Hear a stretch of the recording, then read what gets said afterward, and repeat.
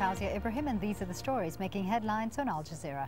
More than 2 years into the conflict in Syria, the UN says at least 70,000 people have been killed and millions more displaced. But some pockets of the country have remained relatively peaceful. Al Jazeera has visited the town of Qaryatayn, north of Damascus, that stayed neutral after village elders struck deals with the government and rebels. But now the Syrian government has begun shelling and bombing the area. Fighting inside Syria has also been spilling over the border into Lebanon. About 10 rockets have landed in the Lebanese border town of Hermel in the past 2 weeks. That's increasing fears that Lebanon could be drawn into the conflict. Bangladesh has announced a national day of mourning after nearly 100 people were killed when an 8-story building collapsed.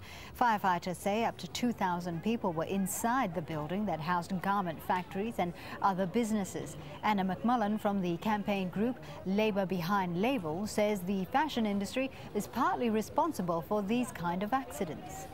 These buildings that have been thrown up as quickly as possible in this region around Sava have been put up without proper building regulations being put in place.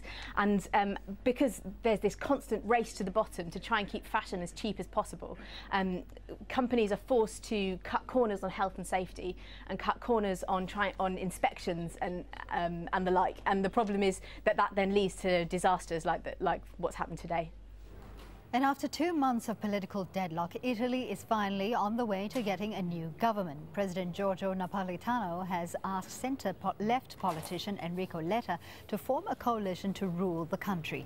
Letta is seen as a consensus figure, able to quickly select a group of ministers for the new government. And you can find the latest on all those stories and much more at aljazeera.com.